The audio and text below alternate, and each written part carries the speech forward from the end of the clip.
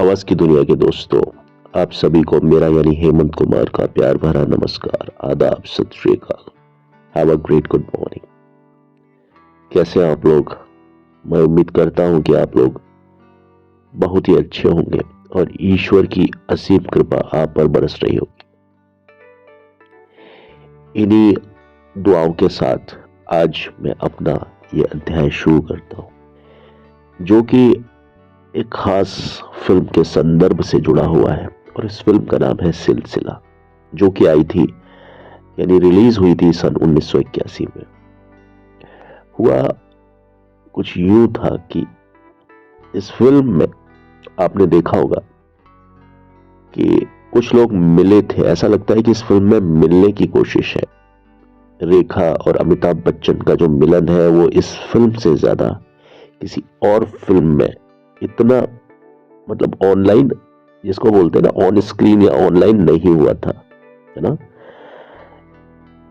जितना इस फिल्म में हमने महसूस किया। लेकिन उसके होने के बावजूद भी इन लोगों की जो जोड़ियां थी वो टूट गई। इन लोगों ने यानी अमिताभ और रेखा ने उसके बाद फिल्म्स में कभी भी काम नहीं किया। ये एक अलग बात है कि कई फिल्म्स में अमिताभ और रेखा की आवाज को डब करके हमारे बीच लाया गया, जैसे कि फिल्म आखिरी रास्ता में।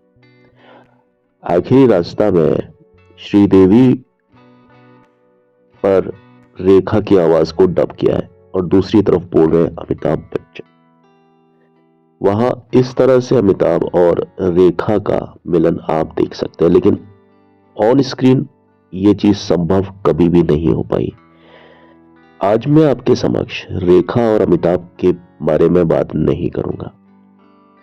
मैं आपको बताना चाहूंगा कि इस फिल्म के जरिए दो लोग, उनके बीच में भी ऐसा ही कुछ सूरत हाल रहा, और इन दोनों लोगों के नाम थे अमिताभ बच्चन और यश चोपड़ा। आपने ध्यान दिया होगा कि इस फिल्म यानी सिलसिला के बाद में अमिताभ और यश चोपड़ा ने कभी भी कोई फिल्म नहीं बनाई, बहुत लंबे समय तक। और करीब 20 साल के बाद में मोहब्बतें, जो कि 2001 में आई थी, 2001 यानी 20-30 साल हुए ना, 30 साल के बाद में 30 इयर्स, आफ्टर 30 इयर्स मोहब्बतें में ये दोनों दिखाई फिर से दिए। और इसके पीछे जो कारण रहा वो, ये कोई एकमात्र कारण नहीं था जो मैं आपको बताने जा रहा हूं, लेकिन ये कई कारणों में से एक कारण था जिसकी वजह से अमिताभ और यश चोपड़ा के बीच जो रिश्ते थे वो खराब हुए। हुआ यूं कि फिल्म जब खत्म हो चुकी थी, शूटिंग खत्म हो चुकी थी, उसके बाद में एक प्रोसेसिंग होता है जिसको बोलते हैं डबिंग। डबिंग जहां पर कलाकारों को अपने अपने डायलॉग्स को फिर से बोलना पड़ता है और इनके सामने एक एक रील को चलाया जाता है, और उन रील में जो डायलॉग्स इन्होंने कैमरे के सामने बोले थे, अब इन्हें स्टूडियो में आकर के माइक के सामने बोलने पड़ते हैं उसी तरीके से, इसको बोलते हैं लिप सिंक। अब अमिताभ बच्चन हालांकि वक्त के पाबंद थे, और ये कहा जाता है कि अमिताभ को देख करके लोग अपनी घड़ियां मिलाते थे, यानी वो अमिताभ वक्त पर जब पहुंचना है तो पहुंचना है, बल्कि वक्त से पहले ही पहुंच जाते थे हर जगह पर। लेकिन इस फिल्म में कुछ ऐसा हुआ कि अमिताभ बच्चन ने डबिंग करने में काफी देरी कर दी।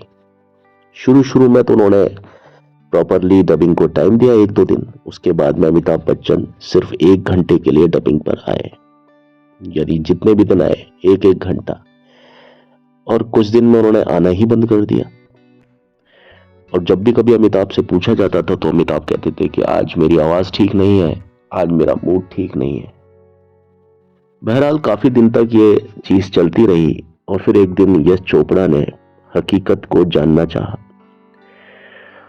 जब उनको हकीकत मालूम चली तो उनके पैरों के नीचे से जैसे कि जमीन ही खिसक गई थी, और इसके बाद से अमिताभ और यश चोपड़ा के बीच दूरियां बढ़ती चली गई। कारण यह था कि अमिताभ बच्चन की एक फिल्म, बड़ी ही मशहूर फिल्म जिसको कि आप शायद सिलसिला से भी ज्यादा पसंद करते होंगे कई लोग, और बड़ी हिट फिल्म थी वो, नाम था याराना। याराना को कौन नहीं जानता, लेकिन आपको जानकर के ताज्जुब होगा कि याराना भी कानूनी पचड़े में फंस चुकी थी। और याराना 1979 में हमारे बीच आ जाती, लेकिन यह फिल्म भी 1981 को ही आई। और इत्तेफाक कुछ ऐसा बैठ रहा था कि याराना जब रिलीज होनी थी 1981 में, और उसी दिन सिलसिला को भी रिलीज होना था।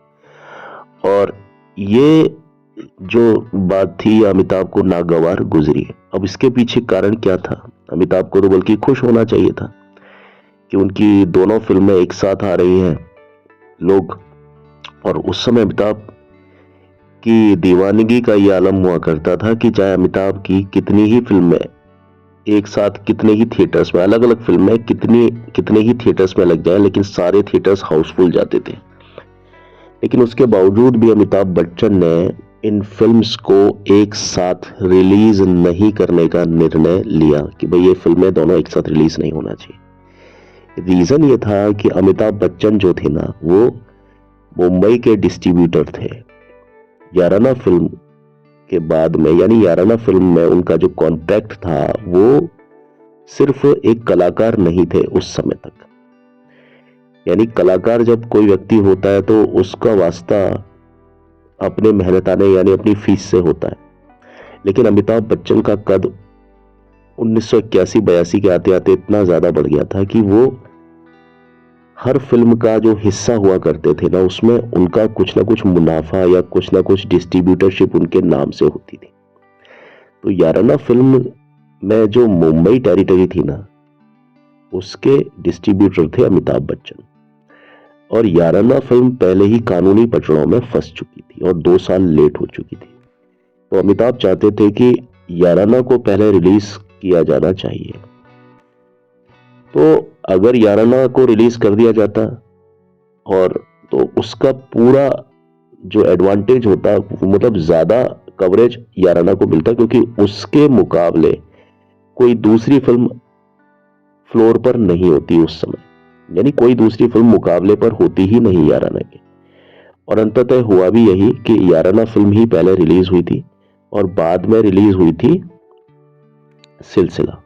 हुई तो उसी साल थी 1981 में दोनों, लेकिन दोनों की डेट्स एक नहीं थी। जहां याराना शायद जुलाई 1981 में रिलीज हुई, वहीं फिल्म सिलसिला 14 अगस्त 1981 को रिलीज हो पाई। तो अमिताभ बच्चन नहीं चाहते थे कि ये दोनों फिल्में एक साथ रिलीज हो। रीजन मैंने जैसा कि आपको बताया, याराना के कई सीन्स को शूट दोबारा से किया गया था, क्योंकि जहां पर कोर्ट को आपत्ति थी उन सभी सीन्स की दोबारा से शूटिंग की गई। और ये अमिताभ बच्चन का ही निर्णय था, फिल्म के प्रोड्यूसर को।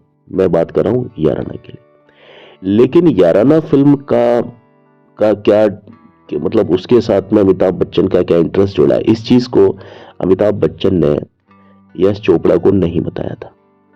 और यश चोपड़ा अच्छे खासे इस बात को सुन करके, जान करके खफा हो गए कि भाई अमिताभ बच्चन अगर इस सच्चाई को मुझे बता देते तो मैं अमिताभ बच्चन की मदद ही करता। यानी मैं इस फिल्म की शूटिंग थोड़ा लेट कर देता, इसकी सिलसिला की, तो डेट्स आपस में क्लैश नहीं होती। लेकिन कोई फिल्म अगर बन चुकी है और फिर हम उसको लेट कर रहे हैं तो वो गलत चीज है। अगर किसी चीज को शुरू से ही मतलब लेट ही बनाया जाए तो एक अलग बात है, लेकिन एक फिल्म बन चुकी है और फिर उसके बाद में उसको लेट किया जा रहा है, यही गलत बात है। तो यश चोपड़ा अच्छे खासे नाराज हुए अमिताभ बच्चन से इस बात को लेकर के। बहरहाल सिलसिला को का जो रिलीजिंग डेट था वो था, जब सिलसिला को रिलीज होना था 31 जुलाई को 1981 को, लेकिन ये फिल्म करीब 14-15 दिन लेट हो गई और ये फिर अल्टीमेटली अंततः ये रिलीज हुई 14 अगस्त 1981 को।